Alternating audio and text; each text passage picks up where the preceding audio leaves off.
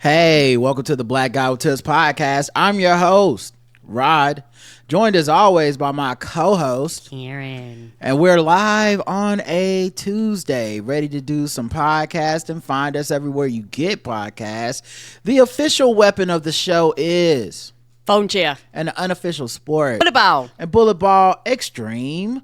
And you know how it is. We're just gonna get in here and start talking. Karen, do you have any banter? I do. All right. Do you have any Banter, talk to me. Do you have any Banter, talk to me. Do you have any banter?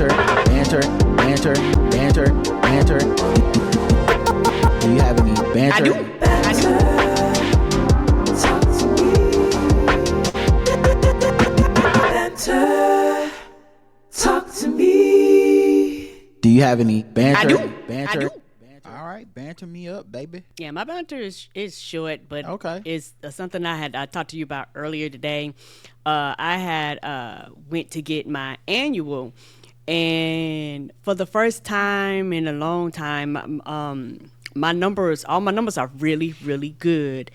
And the doctor, she went and she did because I've been going to this doctor since I was in my 20s for a very long time, and so she did this stretch where she followed my weight over the past 10 years, and it fluctuated, but she was saying that it's going down, which is what we want and stuff like that. And I was happy about that. I was like, yay, because I know I've been slowly losing weight and things like that. But she texted me in what is the My Chart app. And for those of you that use My Chart, once the test results come in, they just kind of automatically send them to you a lot of times, even before your doctor. I don't know if they may have read them, they may have not No, read they them. send them to you, I think, before the doctor even sees them. And Okay. then the doctor normally sends you something like the next day or later on. Okay, and that's what happened. So, a lot of times I don't even know what a lot of those numbers mean and stuff like that. All I know is everything was in the greens. I was like, I guess I'm doing good. But she wrote me, and she was saying that my numbers are looking great. Cholesterol, blood pressure. She was like, everything is looking really, really good. And the biggest thing that I'm very proud of is something I have been struggling with for a long, long time. She was like, you got your vitamin D to where it needs to be. Because most black and brown people, because of the pigmentation of our skin, it's very hard for us to soak up the sun, and a lot of us don't like to be in the sun. But we need to get vitamin D, and vitamin D comes from the sun. And a lot of times, all we need to do is put on a little bit of sunscreen and go on out there, and we'll be all right. And so it's one of those things where I was very happy about that one overall, because my vitamin D has been low for years. Like every time I go, she's like, you got to get these vitamin D up. You got to get this. She said, very, very important, particularly as you get older, being a woman with your bone density and things like that. It reduces osteoporosis and things like that, and so I was like, oh, okay. So I went in the room after I read that, and I was telling Roger, I just told Roger, thank you, because I know that the changes that he made impacted me, because I'm along for the ride. So I'm like, okay, I want to make the transition better for us both, and I know these adjustments are going to benefit me as well as you. And so over the past about year, close to a year, about around a year, we've been slowly making changes, with sugar intake and salt intake and looking for alternatives in things, and it opened up my mind. I was excited to eating a lot of foods. Not that I would not have eaten, but I would not have thought about eating them in the ways that they've been presented to me, and so it's kind of opened up my palate to a lot of different things. So I am very excited about that. I'm excited about being healthier as I get older, because as you get older, things change, your body change, you go through menopause, your metabolism isn't as fast, and all these great things. And so I am just wanting to say that I thank you, I love you, and because Roger does the bulk of the cooking here, and so I know for me that's made like a big difference with him preparing and cooking the foods and things like that. Even when we go out to eat and things, we actually eat a lot different than we used to. And so those are the things that actually matter. And the thing is, it wasn't this thing how everybody thinks you have to go in and just throw everything out in the kitchen sink and quote unquote starve yourself to death. No, I eat what I want to eat, but it's, you know, it's just moderation and alternate versions of it. Like Roger has these popsicle sticks in there and they are fucking delicious. There's some kind of fruit popsicle sticks and they are delicious. And for somebody like me who has a sweet tooth, like I love sweets, it's an excellent substitute. It's not high in sugar and it's very good for you, but it still gives you that thing that you want. And every now and then I'm like, you know what, I want a cookie, and I'll eat that cookie and then I'll be fine. Like the thing I've realized in a lot of kind of nutritionist stuff, I was like, yeah, if you want a cookie, eat the cookie then. Like, don't wait, don't deny yourself, because for people like me, yeah, when I eat that sugar, I'm gonna eat the cake, I'm gonna eat the whole cake, I'm gonna eat the pie, I'm gonna eat the cookies, and I'm gonna eat everything else in sight with sugar in it, which defeats the whole purpose. So, you know, that was like, we rather you eat this little bit of sugar now and go on with your life, and then, you know, eat the whole thing. So, you know, I'm kind of learning how to balance, you know, those things out, and even with like chips and things like that, reduce salt, reduce sodium, you know, salt free. You know, and so those small changes have made a big difference, and my numbers are showing, and I'm very happy and very excited. Good. I'm glad. You know, it's I was gonna do this thing, you know, for me really, but you know, you're never like, you know, even when I talked to my trainer and my nutritionist when I first started, you know, they were like, "Is your wife doing it too?" And you know, I was like, "No, she's not," but you know, she's was basically gonna do whatever I do. So as far as just like, if I cook something, she'll eat it. If I, you know, order something, we'll order it together or whatever. And so, you know, I think for them that was basically good enough, because, you know, I think one of the biggest things that actually sabotages people trying to do what I'm doing is like, you have someone else in your house that's just like, I'm not doing that shit, or that's your thing, not my thing. And you know, for discipline and stuff, it can be hard, because, you know, if I'm getting brown rice and salmon and broccoli for dinner, and then somebody walks in and they got, you know, Chipotle or some shit, or what, you know, what, you know, they got whatever the thing is that I'm like, I shouldn't be eating this. It's harder to look in that fridge and make the right choice every day. Right. So a lot of stuff was just,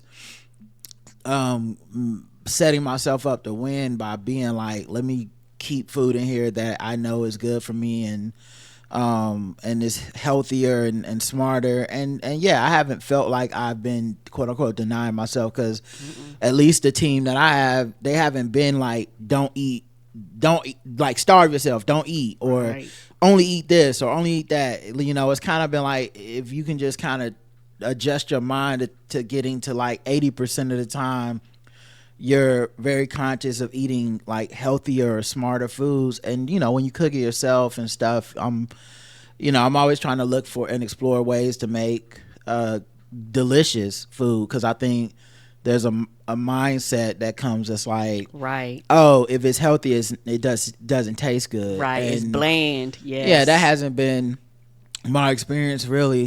But you know, I appreciate you haven't like sabotaged me or you know, been like, oh, I'm not doing that, or that's for you. And so when I do cook something for the both of us or whatever, it's, you know, it's good to know that I'm not having to, you know, to worry about that stuff. But yeah, it's, you know, it's been a good thing. I when I went to the doctor, you know, my numbers are trending in the right direction. I still have ways to go on everything, but you know, it's a long-term goal. It's a long-term lifestyle change, and so I'm glad that it's affecting you as well in a positive way. You know, and it's just really just been about discipline and sticking to it, as opposed to, you know, before when I would kind of try and give up and then try and give up, or be like, well, I didn't do it perfect, so I guess I gotta just quit. You know, now I don't really worry about that. But yeah, you know, shout out to the doctor and And the My Chart app and all the way they track your numbers and stuff, I'm glad that it's looking good. And vitamin D is not just going out and getting sunshine or taking a vitamin D pill. A lot of it's just what you eat. Mushrooms, greens, like healthy, like certain foods have vitamin D in them. Egg yolks. If I've been eating a lot of eggs. Yeah, so it's like if you keep those things around the house and make those decisions easier every day, it just helps. And I would like to be around. I like you to be around. And so I'm just trying to make choices that make it easier to be around. Yes, and I know for me, I don't want to say biggest fear. My thing was my favorite food in the whole wide world is pizza. I absolutely love pizza. I know I said it before, and I probably say it again. I love pizza, and so I was like, I don't want to give up pizza. And so we actually got really, really good alternatives. Like when I go, I was like, you know what? I'll try the wheat crust, and it ain't bad. I'll try cauliflower crust. It ain't bad. Like I literally started doing stuff. Cause before I was that person, I was like, nigga, what am I gonna eat that for? Give me dough, cause pizza made out of dough. But now I'm like, and also something that I've realized that I'm more self-conscious of. Once you kind of get into the habit of changing your mindset of how you look at food, whenever you go in the restaurants, I know this might sound stupid. I've been in the restaurants now, and now the menu looks completely different to me. Because now I'm seeing things on the menu that before I would have completely glossed my ass across and flipped the page. Now I'm like, oh, they got vegan options. Oh, they got salad options. Oh, you can get it, this way, that way. So that's funny though, because you still order the same shit. I don't like. I'm not going into restaurants and really ordering much different. I'm just going out less. And then I try to go to a couple places where I know it's like food that is always filling and good, and not gonna go too crazy out of my what I want to eat. But you order the same stuff. It's not like you're going in there ordering salads and vegan stuff. So I don't even know how you started to tell the audience that lie. But I can see it on the menu. Oh, okay. That makes you sense. see it on the menu before you pick your thing that you always get. Yep. All right. I didn't even know this was an option. The Blade movie with Mahershala Ali, it looks like it's gotten taken off of the slate of movies that they're announcing for Marvel next year. So I don't know if that means it's not getting made or if they just don't think it'll be out that time next year. Right. What? But the one thing I will say, if Tyler Perry would have did it, we would have been on Tyler Perry Presents Medea's Blade or Madea Blood Hunt Part 3 by now already. Of course. The script would have been written. Everything would have been done. The movie would have been out. We would have been wondering how bad it is and why he won't let nobody else write, but it would have been done. And that's a damn shame that all them people at Marvel and they still can't finish this movie. And then the last thing on a football sports note, I was looking up the Panthers schedule, and apparently we play the Giants in Munich, Germany, Appia's country land. We play the Giants in Munich, Germany, and both of those teams are abysmally bad. They're right. Very bad. And before this, they had been playing the games in like Europe or something, but now, or some other part of Europe. But now, this is the one we're exporting to Germany. And honestly, I want to apologize to Appia and all the Germans, because this is the worst thing America has ever done to the country of Germany. Right, sending all these sorry ass teams. I can't imagine all these sorry ass teams. No, these two specific sorry ass teams. The Carolina Panthers and the New York Giants are the worst football to watch. And America has never done anything to Germany that's as bad as what y'all are about to have happen. Watching that terrible ass football. I'm sorry that we do it to you. You know, this is why we vote. And right, y'all. You know, Hopefully Kamala Harris will outlaw this Right. when it's her turn. When is it gonna air? Sunday night daytime? Hopefully her foreign policy will get this out of here. It'll probably be in the morning our time, but Oh, yeah. probably be nighttime their time because Oppie will be ahead in the future. For real though. Be like 9 a.m. You be like, who the fuck is up watching football? Yeah, that was that they say they trying to go to game overseas, but why you keep sending them this shit? That's terrible. Yeah, and maybe it's just my Americanism thing. I'm like, why y'all like? I'm like you. Why y'all sending over there with this terrible quality? You don't be sending the best teams over there. What else could we send over there? Herpes? Please don't. Like what were the other considerations of things to send over there and shit? It just don't make sense that you would do this to export your game. Like, this is what we want people to celebrate the NFL. Okay, cool. What we gonna do? Send Patrick Mahomes and motherfuckers that's good? No, not that. That's crazy. Let's send some bed bugs and the Carolina Panthers. All right, let's get into the show. Go ahead and start with the election. You're running against me. Kamala Harris. Me. Kamala Harris.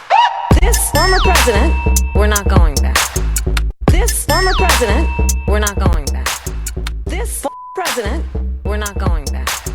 So let's be clear about that. You're running against me. Kamala Harris. All right, we got election news because stuff is still happening. It's fast and furious. There's only a couple weeks left in the election cycle. So let's get into it. New evidence is unsealed on Trump's January 6th rally and how it was funded. Probably not very surprising news to the rest of us. But because Judge Tanya Chutkan said, "Look, I'm not going to seal this evidence." Right. Trump and his lawyers are like, this is basically election interference because you not stopping this. And she's like, well, stopping it, the public from knowing what happened is also election interference of a type. Yes, they need to know. Yeah. But yeah, she ruled that she had to do that. She put it out there. And basically they said the documents show an unnamed organization budgeted as much as $3 million on January 6th for the rally and related events, including bringing VIP guests and protesters to Washington and ad buys for a show of force. Several versions of the confidential to not be disclosed document are included, with some redacted, and appear to have been prepared for the House January 6th committee, select committee investigating the attacks, which disclosed some of the information. Right. Shout out to the January 6th select committee. Right, because they had this information, but that was for them, so they literally couldn't put it out. But that judge was like, you know what? No, we gonna put this information out. And some of it was still redacted, so we still don't know everything. But the document released Friday shows that $1 million was budgeted for Turning Point Action, a grassroots nonprofit group founded in 2019 by Charlie Kirk to embolden young conservatives through grassroots activism. The money was earmarked for having TPA, Turning Point Action, deploy social media influencers and students from around the country to Washington to attend the rally, to produce all the video content at the event, and to run nationwide ads educating millions about the significance of January 6th for President Trump. And it's interesting too, because part of the reason they have all this evidence of what happened on January 6th is because all these people went there acting like influencers, filming the whole damn thing, giving all the evidence for Merrick Garland, GPSing and TikToking and Instagramming, and it's your boy. Another $500,000 was budgeted for a group founded by Donald Trump Jr. called Save the U.S. Senate to stop alleged voter fraud in Georgia and help re-elect Republican Senate candidates Kelly Loeffler and David Perdue, who I think both lost. The document said the investment would help support attendance at the January 4th rally with Trump in Georgia, and to make additional ad buys featuring Trump's eldest son to encourage Senators Loeffler and Perdue to vote to stop the steal in Georgia on January 6th. The budget documents show another $400,000 was budgeted for the Tea Party Express, What happened to them? They still around? Right. I mean, if you think about it, the Tea Party was a precursor to everything that happened with the Republican Party and MAGA.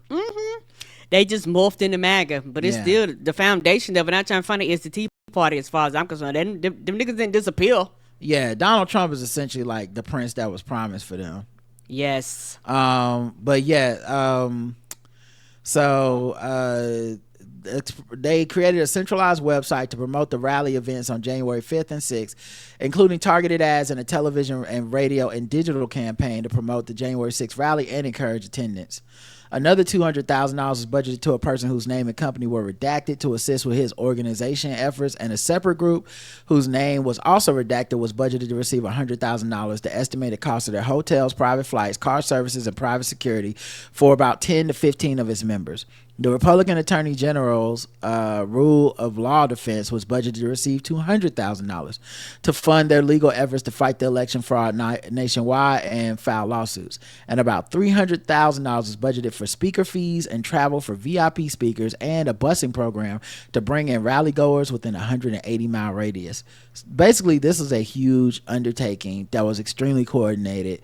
The idea that this was spontaneously just turned into something. Right, the way he keeps talking, I was like, no, them people don't show up like that unless that shit was planned.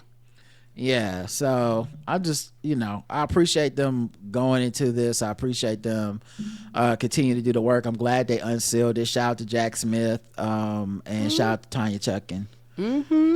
But once again, none of this information is information that I feel I would be like, oh my God, I couldn't see that. I didn't think it was. It all feels like shit that we knew. Right, or should have known. Right, and over my third eye, I believe it's probably some more shit that they was like, we either don't have it or we redacted it or whatever it is. It's more shit. Well, yes, this isn't the trial. You know what I'm saying? Like there's evidence that will only be allowed in court. There's a bunch of redacted stuff, as I said when I started reading it. So yeah, it can't be the whole thing. It's literally impossible. Right. Let's see. Olivia Nuzzi in the New York magazine. Olivia Nuzzi, I think is how you pronounce it. Nuzzi. I've been saying Nuzzi. Olivia Nuzzi and the New York Magazine have parted ways after the RFK Jr. Side chick shit.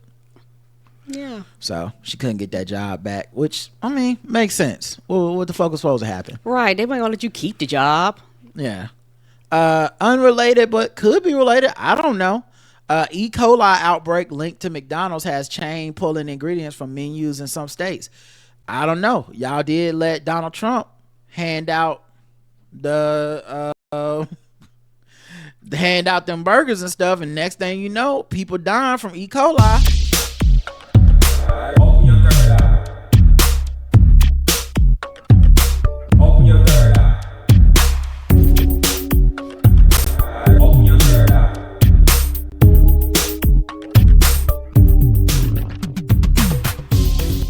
Open your third eye. That and this is a result of you fucking defunding federal government agencies. We've had Boris Head. We've had like a bunch of fucking recalls all over the place. And this is what happens when this shit isn't regulated with the oversight that can come in and tell them to get your shit together. And we left Republicans in charge of the House, and the House controls the budgets. So a lot of times I think and this is how, I think it's a good question to ask, but also they rely on the unsophistication of the American voter, meaning this question is valid to be like, but why are you talking about Trump? But Biden's been in office for 4 years. Why? So if the FDA isn't regulating, then isn't it his fault? No, we literally left Republicans in charge in the purse. in the House. The House does the budgets. Yep. So when you see stuff still being stripped or not being funded or the government being shut down or whatever it is, that is because Republicans right now have the reins and are the ones who decide what the fuck happens when it comes to federal agencies and stuff. So when you have these things happen under Trump, they don't just immediately get fixed because Biden comes into office. Nope. It's why you need to pay attention. You need to stay engaged. You need to vote in your off-cycle elections. You need to vote down ballot. It can't just be about president. This shit really fucking matters. That being said, I don't know what exactly happened in the details of why the fuck this is. I was just really making a joke about Trump, but yeah, we have had a lot of recalls and stuff. Charlemagne has filed a cease and desist order against Donald Trump over that campaign ad that uses the Breakfast Club as useful idiots who are talking down against Kamala Harris's funding of transgender prisoners, surgical procedures, and was like, I don't want my tax dollars used for that. So she is doing this with transgender, like Because that we're in the shit. swing state, that shit is on fucking loop here. Oh, I'm tired of that commercial. Right, but he is now sent a cease and desist. I guess he announced it on maybe on his show or something. Cease and desist being sent, he announced in response to the backlash of the misleading remarks in the ad. Since when does Trump care about what's legal? Well, that's just very funny to me, because like I said, it's a platform that is engaged and dabbled in transphobia many a time. They think it's funny. I don't think that it's that incongruent. That Trump didn't twist your arm or take you so out of context for you to line up with his point of view.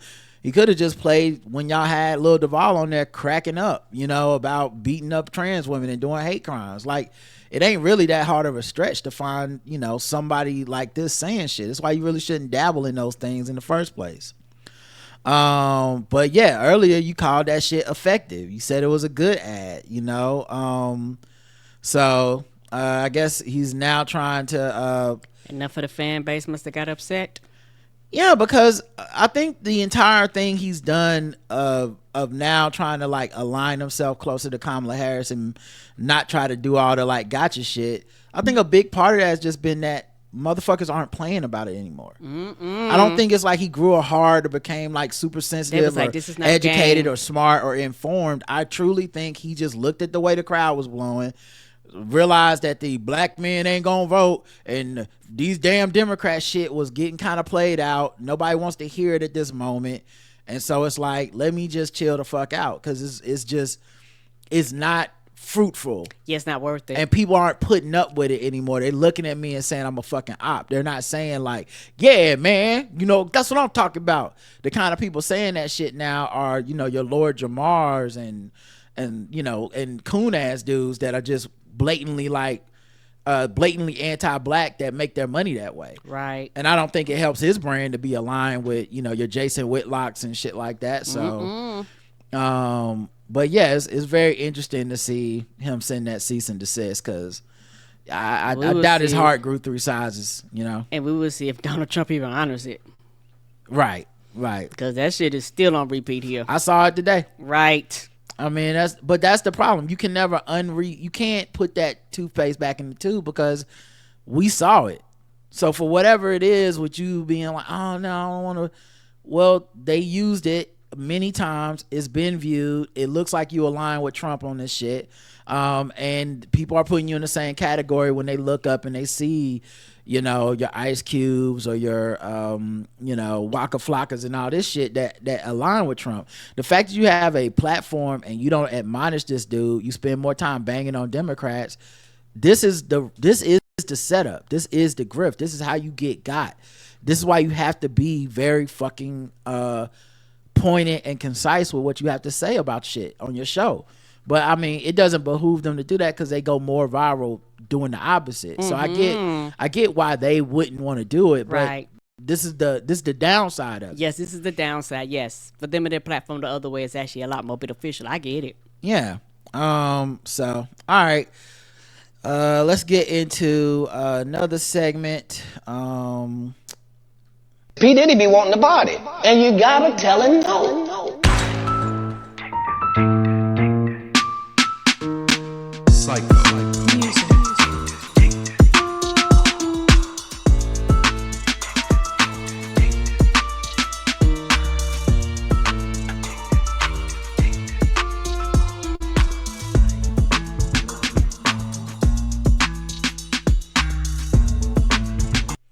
It's been apparently a long time since we did this, or just there's this many articles every day. Because goddamn, I didn't know it was this many articles over here. I'm gonna go through them fast as shit. Sorry, everybody.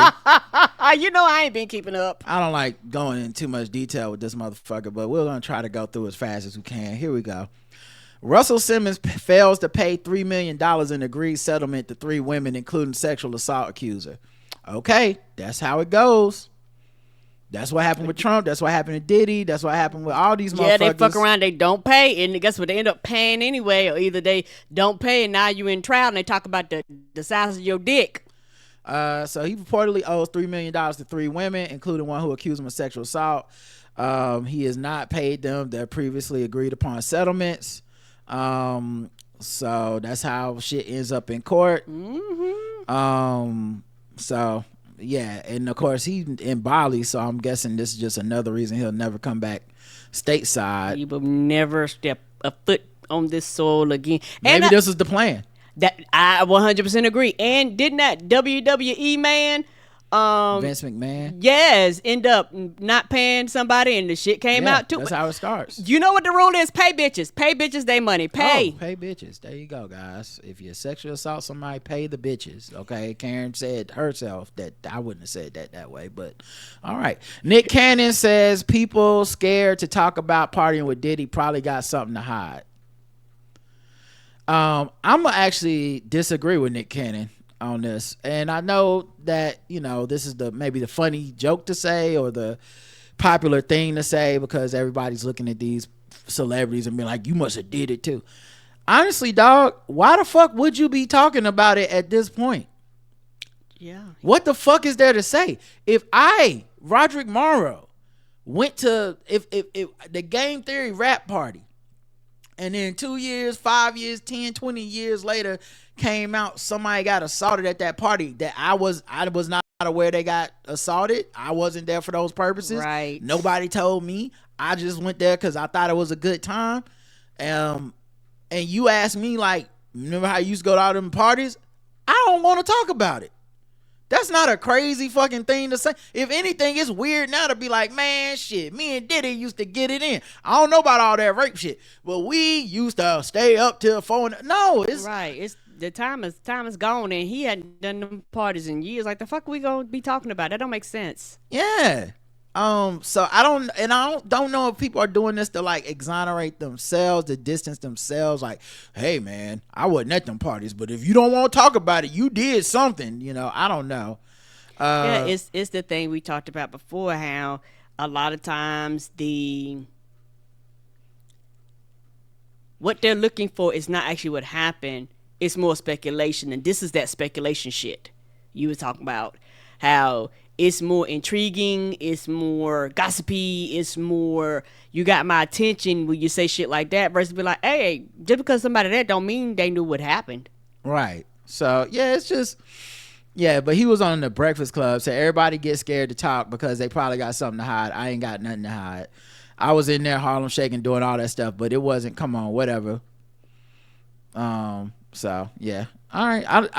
I think a lot of these celebrities are feeling pressure to distance themselves, but also a lot of these celebrities are I think were just used as window dressing. I don't think because you see a celebrity at a Diddy party that it really means anything. I think a lot of times these type of people obfuscate shit by being like, look, I'm the life of the party. Everyone's always around me. I must be a good person. And then they can do devious shit. I don't think it's a reason that your Harvey Weinstein wanted to be like a tastemaker and throw all these shindigs and invites and after parties.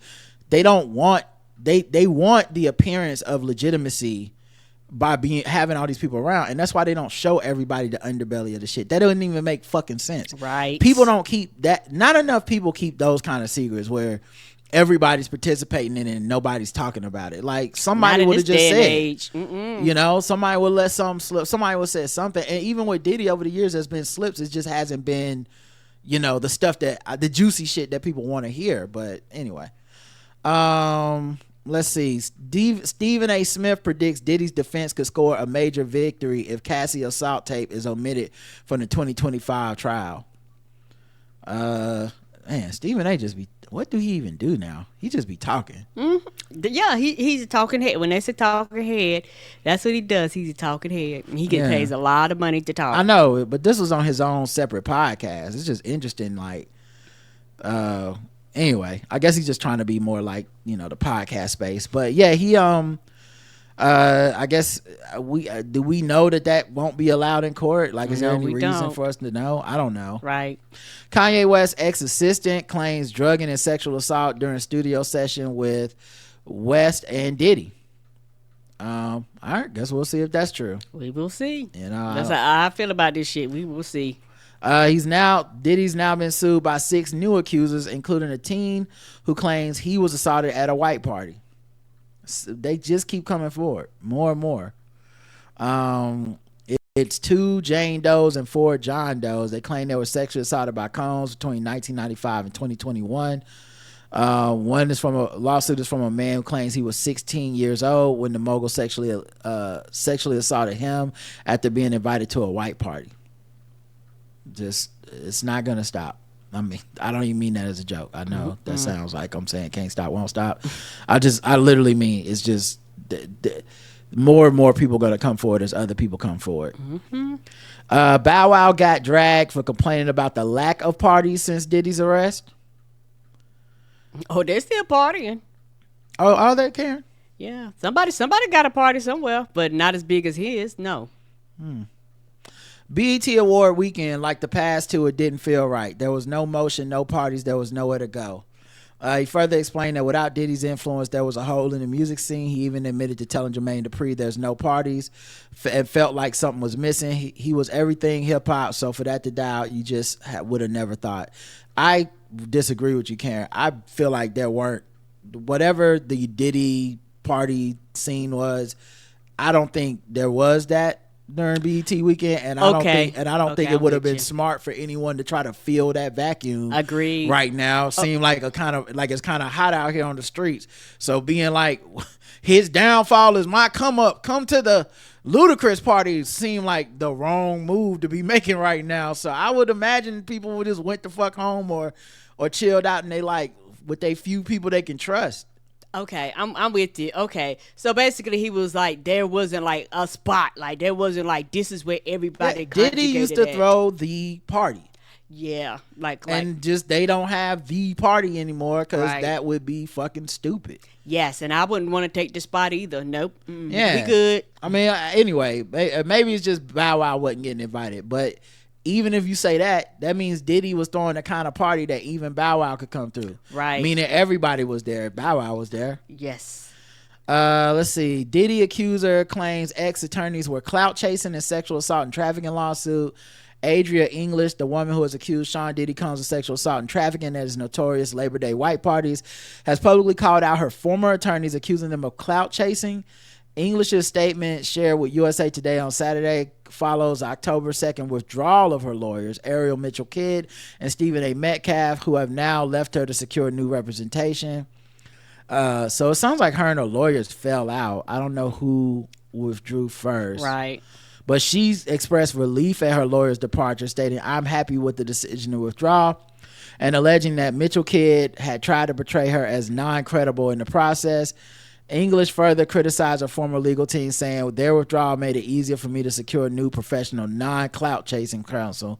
First of all, I'm not gonna front. That doesn't sound good that you put this statement out with not clout chasing and if your new counsel allowed you to put this on the ground, it don't. I wonder about your new counsel now. That feel like some courtroom business. And clout chasing is not a professional term. So I don't, man. But this shit is gonna get messy, and I just want to point out because this is what happens with people, with Harvey Weinstein, Bill Cosby, whatever. These men have been accused of assaulting so many people. If some of these people turn out to either be lying, looking for clout, looking for money, being just unreliable witnesses, not having evidence, whatever, people will act like that then absolves them of the other 70 people or whatever. I'm just saying, I don't know who's telling the truth, who's not with some of this shit. yes, it does seem sketchy. Your lawyer fucking said no, and then you put out a fucking Instagram like y'all clout chasing. That does seem sketchy as fuck. We'll find out in court if this person has a real case or not, but don't let something like this distract from all these other people too. Let's see. Diddy's first underage accuser shares proof he was molested by Star at a 1998 Hamptons party.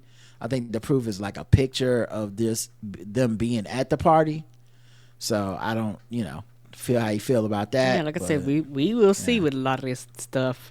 Yeah, I guess if for people like Diddy, who a lot of their time their defense attorneys are just like, he was never there, he doesn't even know these people. I guess it knocks that down.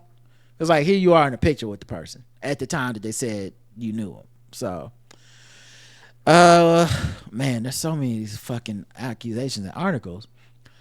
Sean Diddy Combs choked an intern and put a UCLA staffer in a headlock during a brawl, document alleges. Damn. Well, we knew he had threw like a kettlebell or something at a UCLA football coach because they wouldn't play his son. Yes, I remember that a few years ago, and it was like a big thing. Yes. So I guess it's come back up somehow. He was so upset about the way his son was being disciplined by UCLA football coach in 2015 that he went to the coach's office and fought with him, briefly choked the intern, and put another member of the coach's staff in a headlock, according to a document newly obtained by the Los Angeles County prosecutors. But while he was arrested on suspicion of assault with a deadly weapon, making criminal threats, and battery in the incident, he was not ultimately charged with any crime. So I guess this is just old shit coming back up. So much shit. This is important, I think, because there's so many rumors going around and not things that aren't confirmed. The feds did not find any date rape drug in Diddy's baby oil stash. So people had those rumors going, but the feds came out and said we didn't find any. It was just 1,000 bottles of baby oil and lube, but nothing was in them. Right. Trust, we tested it. Yeah. It was like, and it was lube. And this is the thing, right? You have the word of mouth, the rumors, the streets talking, or whatever you call it, and now you end up with these type of conversations happening where people have to embellish the truth. What we know is what's in the report, what's in they put out enough public information without us having to make shit up. Agreed. But also, I mean, you did have people going, he rubbed me down with baby oil and then I lost consciousness or something, and people are like, oh, it must be pink cocaine or whatever. I don't know what the fuck happened. He faces a new claim, including he drugged and raped a 13-year-old. Good grief. A 13-year-old girl with an unnamed male and female celebrity. I do wonder, I don't know enough about lawyering to know why, but what does it gain Tony Busby when he has the accusations of like it was another celebrity involved too? Are they just negotiating with the other celebrities to keep their names out of it, or is it just this sounds more salacious than if it's just Diddy? I do wonder, and I'm genuinely asking. This isn't That's me valid. speculating or trying to be like, because I just don't know. But it's like, why wouldn't they come out and say just it was this person and that person? Because it's like you are saying Diddy. I don't know. Maybe it messes up leverage for the settlement if you say the names. Like, then they don't have as much leverage to be like, keep my name out of it. Here's some money. But with these settlements, the shit normally come out anyway. But yeah, I don't know. Anyway, that's what Pony Busby said. DJ Envy says there's nothing wrong with Diddy having 1,000 bottles of baby oil.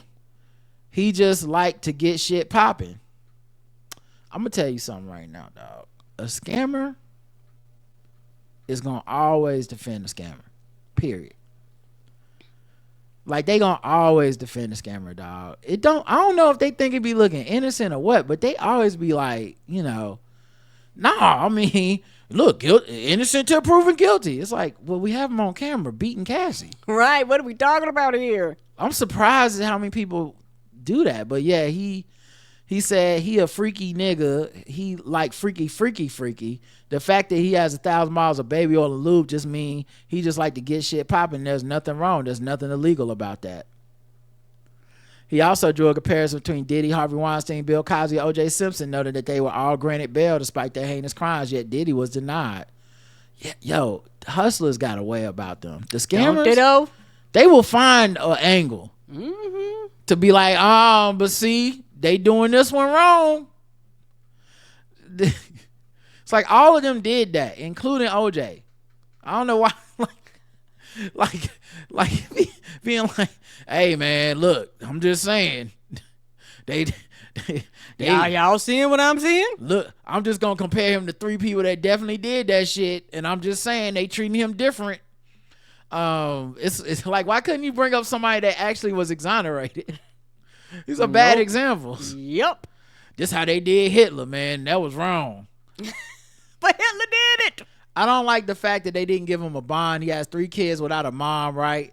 He has 2 twins that are 17 years old that don't have their dad right now and probably won't have their dad for the next 2 years till the trial is over. I feel like he should have got a bond and been able to fight this outside so he could lead the country like Russell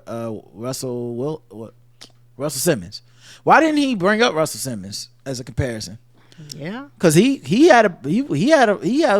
became a flight risk and flew the coup. Yes, he did. They didn't stop him. Maybe they didn't want to deal with that. They probably did not. So yeah, he said Harvey Weinstein had a bond, Bill Cosby had a bond, OJ had a bond, and people could say OJ ran. He took off and they chased him, and he still had a bond. Now in this society, it feels like you're guilty and you have to prove yourself to be innocent, but it should be the other way. If he did do those things that those women said he did and those men say he did, he should go to jail. They always throw that in the end. Let me defend this man for 20 minutes. But if he did it, attorney Lisa Bloom hints that Don Richard is the anonymous accuser in Diddy's sex trafficking case. Attorney Lisa Bloom has dropped some hints that suggest Don Richard might be one of the anonymous victims in Diddy's sex trafficking case. Talk TV shared a clip that's been making waves on Twitter where Bloom spoke about representing Richard in a civil lawsuit and highlighted the striking similarities to the federal criminal case against Diddy. The federal criminal case came after hours, but it was strikingly similar. Many of the same allegations that women were victimized, that they were terrorized, that they weren't even paid properly, that they worked for him and made music with him. She didn't hold back on calling out people surrounding Diddy either. In our case and in the federal criminal case, we're not just against Sean Combs, but against a large number of people who are accused of being his enablers. These guys don't just do this by themselves. They have to have a large number of people who are complicit in order to have an operation this big. So, all right, guess we'll find out if that's who their client is. Diddy's children stand together. They put out a statement on Instagram defending him against the allegations. They're his kids. Yeah, Twitter was all up in arms about it. I don't even know what to tell y'all. Family is just fucked up, and if y'all think that it doesn't basically put blinders on people, I don't know what to say. It happens all the time. It's a lot of people listening underneath the voice, hearing my voice right now. Y'all love ain't shit people. A lot of people do. Like you just do. You just love them. Yeah, I mean, and I get it too because I personally don't know that I would or could ever do this shit. Like, if y'all had my family member on tape beating some woman, I can't see myself going on anywhere to defend it. I think the best thing I could offer that person is to not talk about it. Right, not say a word. That's the most I could do. But I ain't everybody. I know I'm built a lot different from a lot of people. But I have not really judged his kids. If they didn't participate in the shit, right, they're fucked with. They're fucked up now. Because it's so funny because people will admit that them, a stranger who just liked this guy's music or whatever, will be like, man, it really bothers me that he did this, and I had a hard time dealing with this. He didn't raise you though. If the motherfucker raised you and wasn't showing you this kind of shit, was just showing you love and support or whatever the fuck it was, or in the whatever flawed ways that he displays that, it's gonna fuck your head up. Yes. You're not gonna be able to just hit a switch and be like, "Yep, Dad's evil now." Right. And even though I can, because I don't know this motherfucker, and I seen that tape. I mean, I didn't even need to see the tape. So, but I can understand that the kids will be all fucked up and shit, and they think this is solidarity and standing for him. You know, we see this and he's denying it too. So then they have the extra mile of like, well, if I come out and say he did it, but I still love him, I'm still going against him. So yeah, like I said, I'm not disgusted by this as much as just kind of like, I'll tell you what, it makes me more sad that these kids were /are in his thrall, and that they're in denial about what the fuck this man did.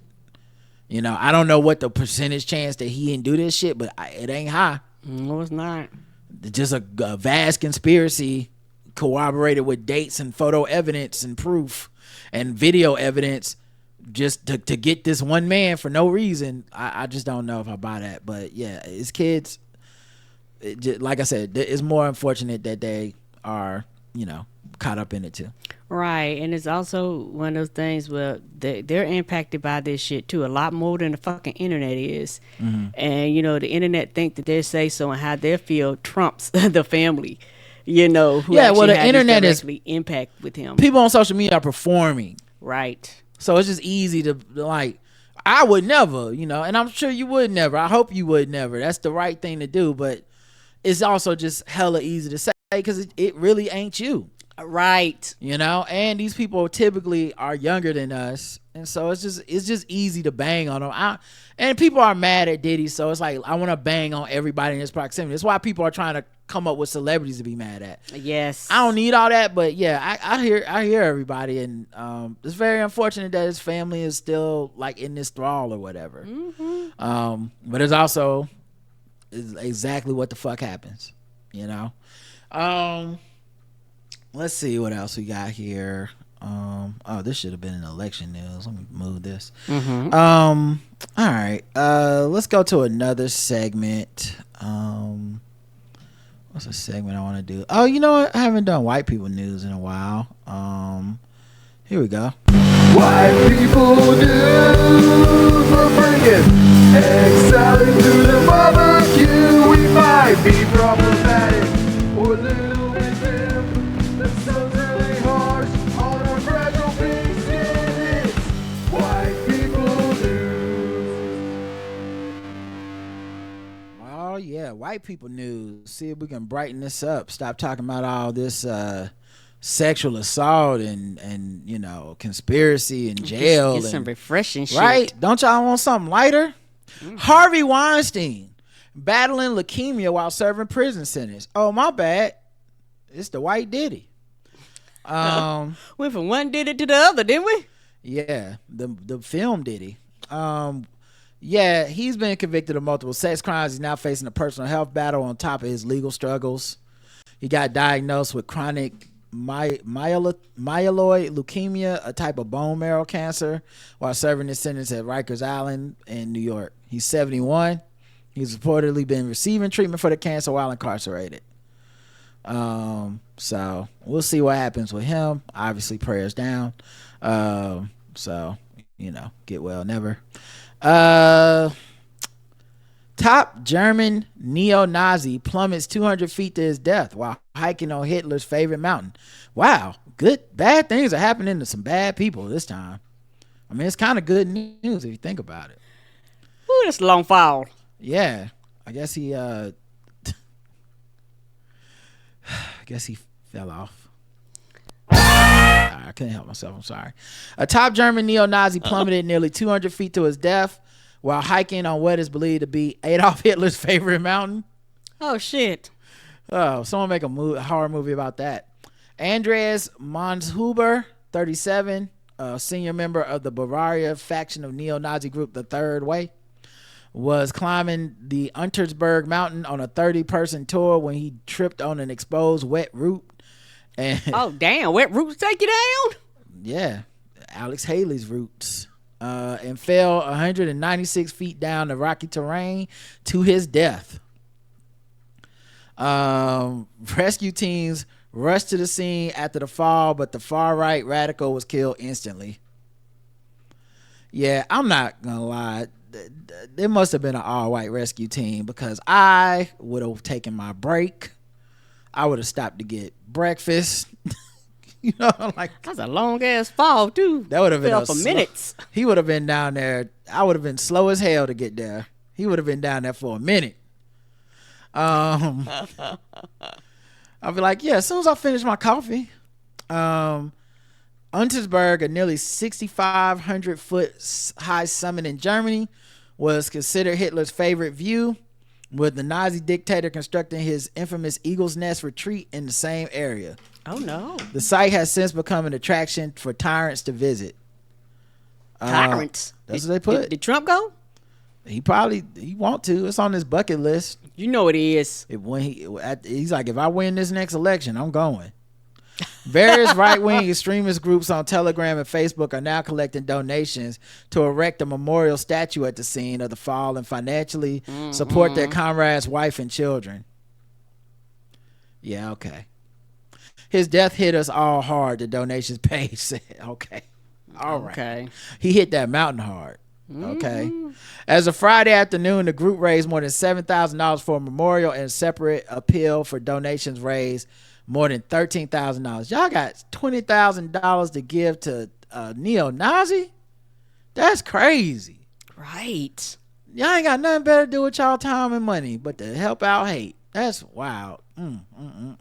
White people news. Definitely. Let's keep it kind of dark. Okay. I'm sorry. This edition of White People News is not upbeat yet. We're gonna get to it. Keep it dark. It don't get no whiter than this. Former Abercrombie and Fitch chief Mike Jeffries arrested on federal sex trafficking charges. Damn, now I know that store. That's white people elite. Chad, that's a store I don't think I ever put my foot in. I'm like, Chad, I can't wear nothing in now. I watched a documentary about that on Netflix about like the white fashion stuff, and Abercrombie and Fitch was heavily featured and heavily racist. Like, and they when they introduced this guy Mike Jeffries into it, you're just like, oh my god, this dude is fucked up.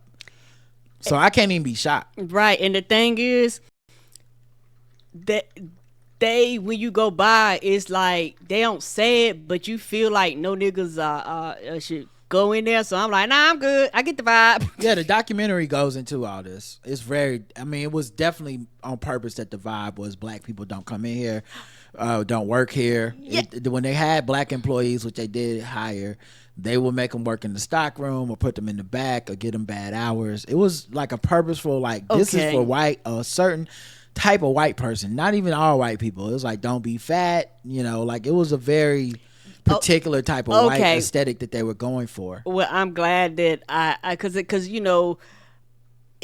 kind of make you think, am I tripping? But then I was like, no, these big ass like poster boards are like skinny white people, and everybody in there was small and skinny, just from the glass. When we used to go to South Park Mall and you would pass by it, I was like, oh, I ain't got no business in there. Everything is like a 0 to a XXX negative smile. You was like, bitch, you can wear that. They also used to have like models, mostly white, stand outside of their mall store sometimes, like paid people to stand in the window shirtless and stuff like that. It was a very weird vibe in there that had like, it was very sexually charged and stuff. And so, if you pick that up going by there, it's on purpose. The music, everything was chosen to make you feel like, as you walk by, it was just like, nigger. Yes. And you were like, whoa. Like, I don't belong here. What was that? Nigger, get out. What? Leave niggers. That was the whole vibe of Abercrombie and Fitch. So I never go to the back. Yeah, I never. You ain't from around here, boy. I never went in because I just knew what it was. But yeah, that documentary made a lot of sense. And no, I don't remember the name of it. I'm sorry. Google it. Abercrombie and Fitch documentary, Netflix. It might have been called White Fashion or something. I'm sure you watched it a while ago, didn't you? Yeah.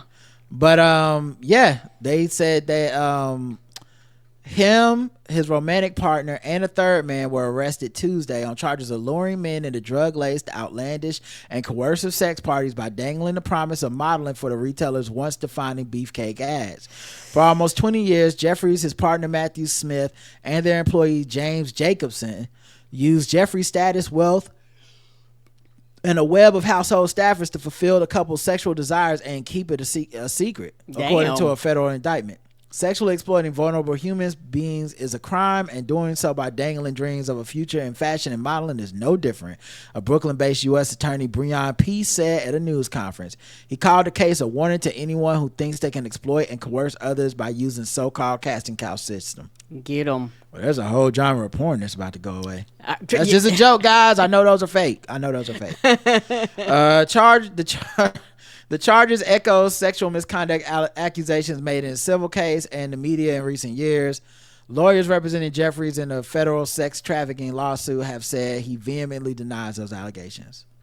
Wait, don't they always? Of course. I mean, when have they ever been like, that's fair? I mean, I may have did, 2 or 3 of them. Right. What did they say I did? Sex trafficking? All right. Yeah. A possibility. Okay. I've done a lot of shit. I'll be into some things. Right. Keeping it dark. Liam Payne, who is a former member of the boy band One Direction. Mm-hmm. He jumped out of a hotel and died. He died after he did that. But because of like how wild that was, obviously they looked into it, and police say, first of all, fuck police, paparazzi, Daily Mail, whatever. They had so much of this man's business on the streets. I don't know if it's like someone that he know was snitching. I think he was dating like an influencer type chick. Cause like on the Daily Mail, they literally had pictures of the inside of his place.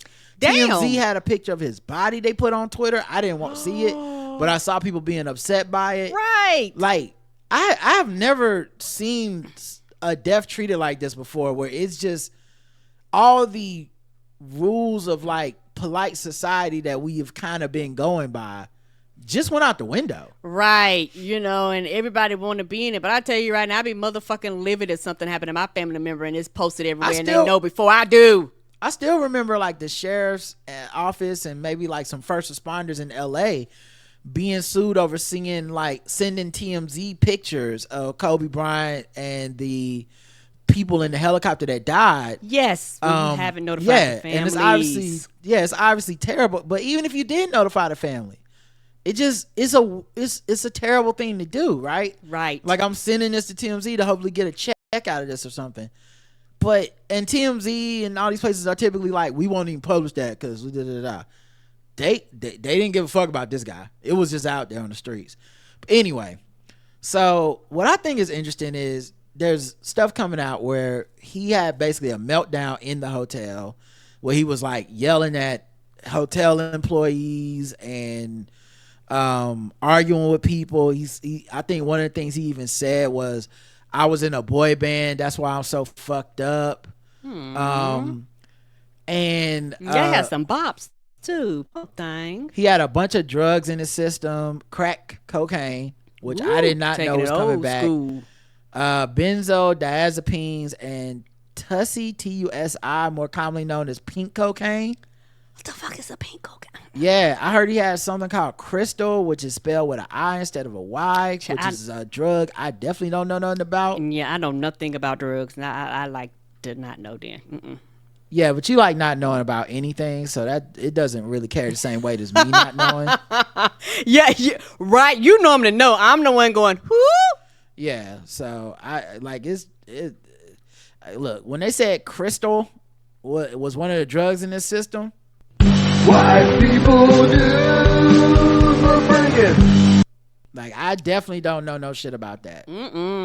Like, that is definitely some like white people only stuff. What white nonsense is this? Yeah, your boy is not versed in those. If anybody got a problem with selling good, old-fashioned, regular drugs, you should tell me now. We'll sell whatever you want us to sell, boss. Anyway, as what I constantly see happening, I'm sure it happens also for non-famous people, but it definitely happens for famous people. They're actually looking into the hotel employee that possibly procured them some drugs. So now this person could go to jail. Imagine you just work at this hotel for famous rich celebrities and shit. You probably get asked to do all kinds of weird gopher shit all the time. Right. And your job is probably dependent upon it. This guy is literally in the throes of something. He's throwing a tantrum or some shit later on. But yeah, I'm sure they're like, hey man, you scored me something, and he's like, yeah, I got you or whatever. Now you might be going to jail for this man's death. You know, that's a lot. Yeah, and it might be, one of those things where somebody might go no one day and they have, you just have to have a breakdown in here because I'm not going to jail. They're not charging me with your death. I mean, it sounds good until you're fired for not hey, we got some complaints about you. What kind of clientele we have. I feel like all this shit is hush hush. I feel the same way about that the dude from Friends who died, and one of the people they want to charge was his assistant. I get why you charge the doctors. I get why you charge the doctors. Doctors are mass supplying drugs with no prescription that are just getting people high. Yes, that motherfucker should go to jail. But the personal assistant, I don't have a job if this dude don't get his drugs. Right. I can't take a stand because rent is due on the 5th. Right. So I don't feel the same about like they make it sound like the motherfuckers was pushing the drugs to him. Right. Anyway, I not to get too caught up in that, but yeah, buddy, that's a big death too. Like a lot of celebrities and other members of his band and all kinds of people knew him. They've been publishing like heartfelt goodbyes and stuff. I was talking to Bossy. She says on because she be on TikTok and I'm not. She was saying there was before all this happened, there was like a hate campaign against him on TikTok. Oh, that was about him being an asshole and people not liking him and stuff, and people looking for proof that other people in the industry didn't like him. But then he died, and then all these people came forward, they changed, talking about how much they loved him and stuff. So it's just a weird, such a weird thing. And so who knows, like how much that shit was affecting him, because I think his girlfriend was even an influencer. And part of the thing about this was also they went on a trip, him and his girlfriend, to see one of his ex-bandmates perform, and they ended up staying there longer than they were like instead of like 2 days, they stayed 10 days, and she wanted to come back and see her dog. And for some fucking reason, one of the news articles had the basically made it sound like if she wouldn't have came back to go see that dog, he wouldn't have jumped off the fucking balcony. And I'm just like, that feels a little irresponsible. Yes, it does. That feels not related. These people probably attack her for no reason. Yeah, it feels like a bad thing to say. And like I said, she's famous in her own right in a different way. So white people, they got it tough this week, guys. Yeah, they do, apparently. Honestly. You know what? Let's keep it going with the tough white people news. Okay. Francesca Eastwood, or Francesca Eastwood, Clint Eastwood's daughter. Okay. She got arrested on domestic abuse for getting into a tussle with her boyfriend over the weekend. Damn. She's 31 years old. Former star of the E! documentary series Mrs. Eastwood and Company. Never heard of it. Yeah. Oh, that's white people news. How would you have heard of it? Oh, my bad. Yes, that's right. That makes sense. But yeah, she basically got in trouble after police got called to I guess to her home, the Beverly Hills Police, for a possible domestic violence incident in a safety zone. Oh, so they got called to like a car on the road, North Rexford Drive. So she did this in a car. The passenger, she was a passenger as her boyfriend was behind the wheel. When the two were driving around Beverly Hills, they got into a verbal fight that escalated when she allegedly got physical. After calling the police, her boyfriend was told he should drive to the safety zone at BHPD's headquarters. Eastwood, who resides in Los Angeles, was ultimately arrested. Domestic violence, which is a felony charge.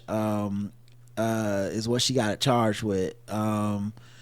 So yeah, that's just rough times over there.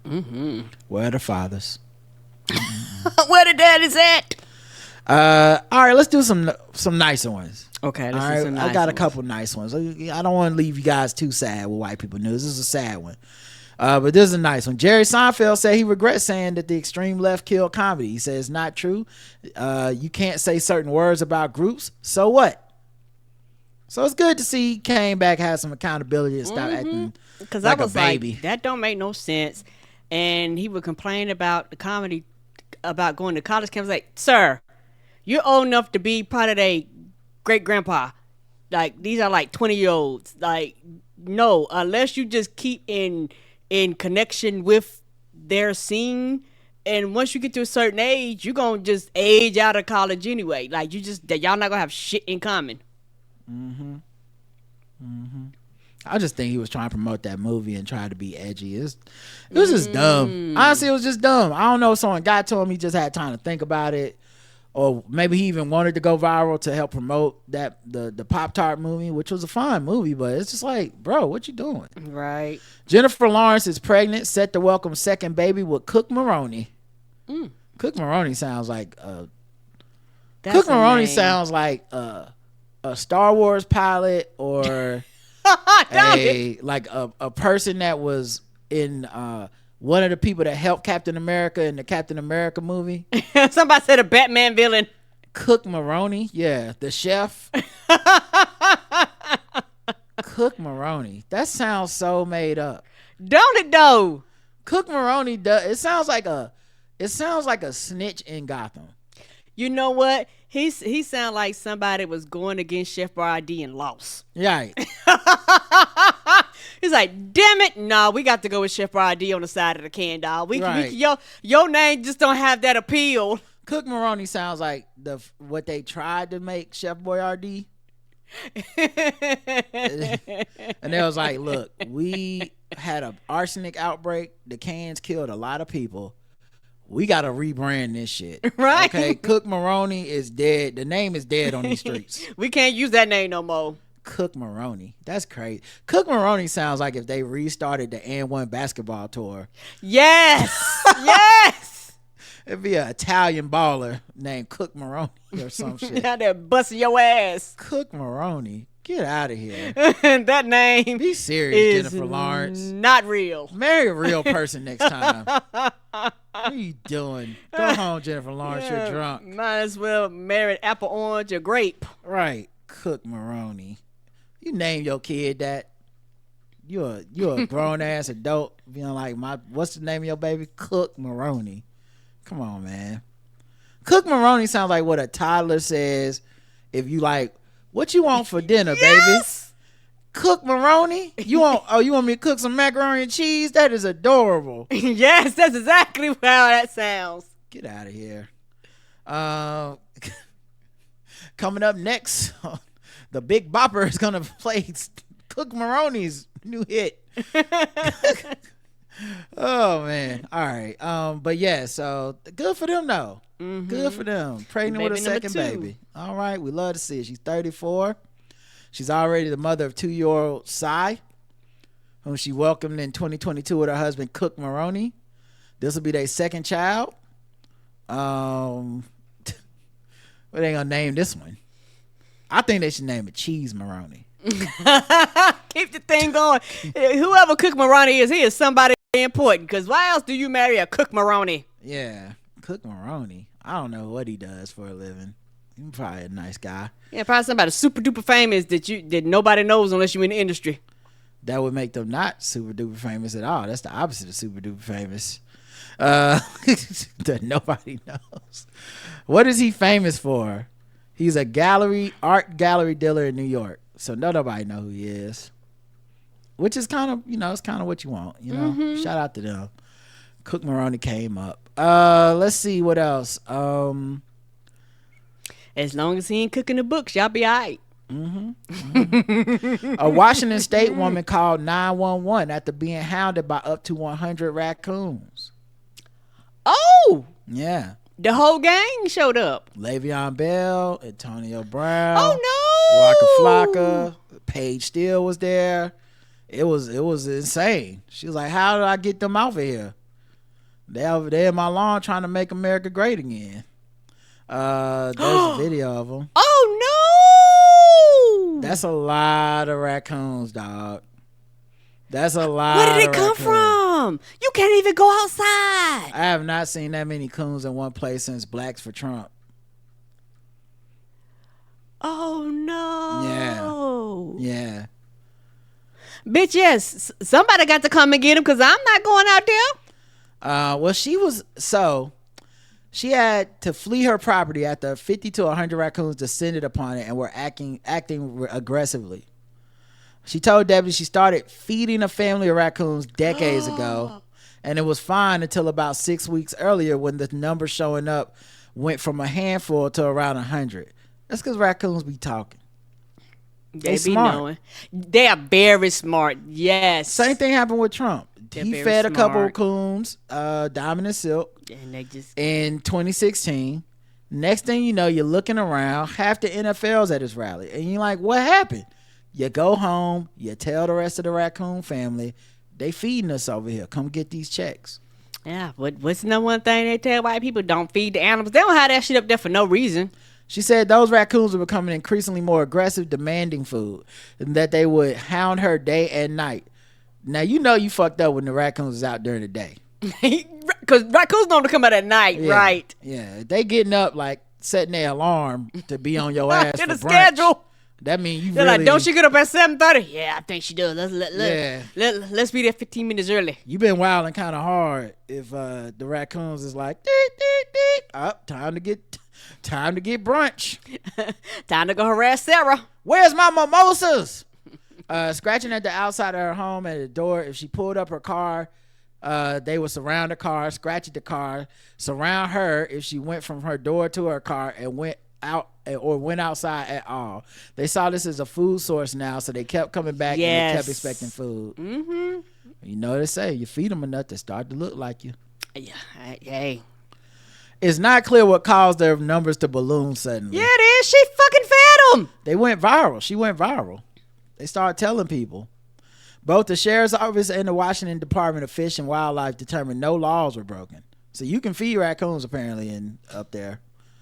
This is a nuisance problem, kind of her own making, that she has to deal with, he said. Video from the Sheriff's Office shows raccoons milling around trees, and deputies who responded to the call observed 50 to 100 of them, he added. I do appreciate those police, though. You know why? Because those police said, you did this. Yes. Like, I don't know why you called us with 911. Like, I know you wanted us to come up here, round them up, kill them or some shit. But you know what? Stop feeding them then. Yes. Stop, and they will go away eventually. Yeah. And I bet you one thing it is illegal is to fucking, like, poison them or some shit. So she ain't gonna be able to do nothing dastardly to them. Yeah, because they fucking find them dead in your yard. They're going to charge you with killing them. It's illegal to feed large carnivores like bears or cougars, but you can feed the little ones. Oh, shit. So ain't nothing illegal about this. They was like, you ain't wasting our time on this bullshit. They said don't feed the raccoons, but it's not illegal. They said raccoons can carry diseases. Yes. Food can also attract predators such as coyotes and bears. Right, because they like, oh, the raccoons over here. Meyer said an agency wildlife conflict specialist has met with the woman who has stopped feeding the critters. A conflict specialist. I could do that job. Hey, put the fucking snacks away. Right. Well, is there anything else you could do? Maybe just talk to them. They're animals, man. Yeah, they don't understand. And they were fine. Guess what? They were gathering food before you fed them. They were not starving. Well, can you ask them how all the other raccoons found out? I will not. They probably smelled the fucking snacks on them. Ma'am, just go in the house and stop fucking feeding them. Right. It's that simple. They'll go away in a few months or whenever they realize the food is never coming back. Right. It's that simple. Yeah, like you can fucking be the raccoon whisperer and shit. I don't speak raccoon. The raccoons appear to have started dispersing now that they're no longer being fed, and we're glad for positive outcome in the case, they wrote. So yeah. Right. You stop feeding them, they'll find a food source somewhere else. Well, what a dummy. Why do you think they keep coming? Because you're feeding them. You're feeding them. Why do you think children keep coming back to the house? Because you feed them. Okay, damn. Last white people news. One of my white people faves is back, blessing us with more hot mess.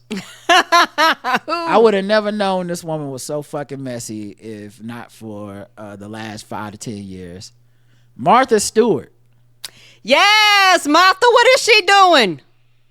Telling us some shit we don't need to know. Yeah, she already said to her girlfriend, y'all better watch out. I'll take your man. She always telling us some shit we don't know. Yes, need to know.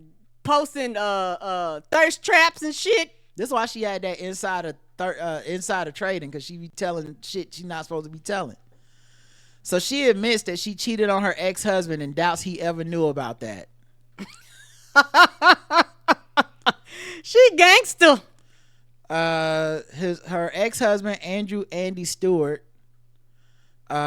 She said that their marriage ended 30 years ago. On Thursday, Netflix debuted a trailer for Stewart's upcoming documentary Martha, where at one point she reveals having cheated on Andy during their marriage. The couple, who welcomed a daughter Alexis in 1965, were married from 1961 to 1990. That's a good run. Ain't that a good run? That's 29 years of marriage. While the author and television personality would go on to date actor Anthony Hopkins, whom she broke things off with after seeing Silence of the Lambs, Andy was her only husband. Young women, listen to my advice. If you're married and your husband starts to cheat on you, he's a piece of shit, she warns female viewers. Around the 30-second mark of the trailer, get out that marriage. Didn't you have an affair early on? The producer asked. She confesses, yeah, but I don't think Andy ever knew about that. So I guess she was basically like... She's like, don't waste your fucking time. They cheat, you cheat. She's like, no, it sounded like she was saying, I cheated on him first, but he didn't know. So him cheating on me, that's fucked up. That's fucked up. That's wild. Damn, Martha a wild girl. Mm-hmm. I'm telling you, man, Snoop Dogg better watch his back. Snoop is America's sweetheart. Ain't he America's sweetheart? I don't know about the company he's been keeping lately. I liked him better when he was hanging out with the gang members. This shit he doing with Martha Stewart, I'm like, with be a safe. convicted felon. You gonna be on there with Murder is the Case Part 2. Stewart met her future ex-husband on a blind date when he was 23 years old and a law student at Yale University. Stewart, now 83, was 19 at the time. Following the couple's separation in 1987 and divorce 3 years later, Andy would go on to marry Stewart's former assistant, Robin Fairclough, although the two ultimately divorced. And his current wife, Shyla Nelson Stewart. Andy and Shyla are publisher emeritus and president and CEO, respectively, of Fieldstone Publishing. So he's still alive. In 2020, Stewart called the divorce a terrible thing, but a terrible thing for her during an interview with People. Getting divorced is a terrible thing for me because we were the first to divorce in my family. And that we haven't spoken since the divorce is even more painful, but I'm very strong and very motivated to get on with life. All right. Well, good luck to Martha. Okay. Mm-hmm. She really is out here putting it all out here for us in our entertainment. Yeah, y'all. And we thank you. We gonna get it. You could have took this to your grave. You sure nah. could have. You said, nah, the people need to know. I be out here fucking. Basically. And I take your van. Right. I'm Martha Stewart. I will thirst trap and take your van. Okay? None of y'all better not die. Cause none of y'all die. I'm gonna be on them. Right. Okay? Ask about me in these streets. You better keep in good health. Them homes ain't gonna make themselves. Mm-mm. You better make sure all your curtains is cleaned. Right. And you better learn how to fold a fitted bed sheet fucking with me, bitch. Right. You better learn how to cook, bitch, because I know how to cook. I'll take them. Okay? I'll fucking... I filet mignon the hell out of him. You too. I'll plant some daffodils right outside his window every day. Every day, bitch. Okay? You can be looking outside. Miss Martha. All right? Oh, man. She's like a dry person. A wet pussy don't match. Don't match. All right. Let's go to sword ratchetness so we wrap this up.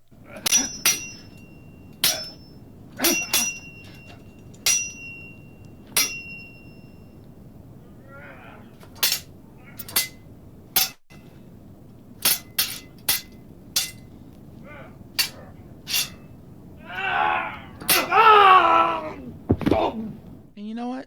Let's double it up. I'll give you a little guess the race on this too, guys. Okay. Rashad Edwin Wright, 33, is charged with aggravated robbery after he used a gun to threaten a store clerk. Officers were dispatched around 12:10 a.m. to a Texan Mart. Where officers arrived at the store, the clerk told them a man now identified as Wright grabbed an item from the coolers and placed it on the counter. The suspect then grabbed the items, proceeded towards the exit without paying for it. The clerk remotely locked the door, preventing Wright from leaving. Wright then walked back to the counter, pulled a handgun out of his backpack, and pointed at the clerk. The clerk had a change of heart, and I would too, and unlocked the door, slowly backed up. Later that day, officers dispatched to another place in reference to an armed individual. The suspect was involved in a verbal altercation with another man when the suspect pulled out a katana sword and threatened the victim. Oh, damn. This motherfucker Snake Eyes. He got a gun and a sword. Right? Officers located the suspect, took him into custody, and transported him to the Killeen City Jail. Detectives, police said, determined the suspect with the katana, Wright, was the same person from the robbery at Texan Mart. He is being held on $55,000 bond, but DJ Envy says let him go free. Karen, guess the race. Black. All right. You know what? I'm not even going to let the chat room guess. Karen? Yes. You said black? Mm-hmm. You were right.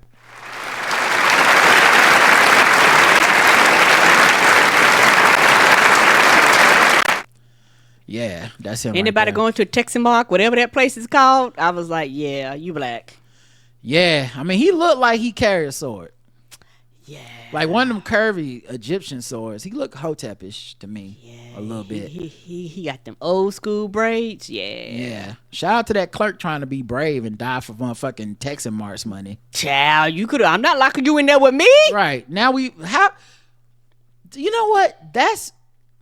That is the security plan of a rich person that owns the store.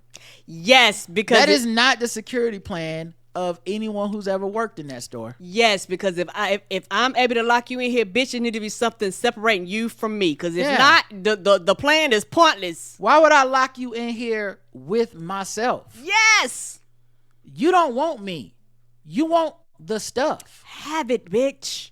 It's all insured anyway. Take what the fuck you want. Whoever the rich guy is who came up with that shit, boy, I know as soon as he pressed that button, he realized this was dumb. This was a bad choice. Yes, when you seen them coming back and a gun pointed in your face. I made the wrong decision. A change of heart. You goddamn right. And I'll help you carry the fucking 24 pack out, player.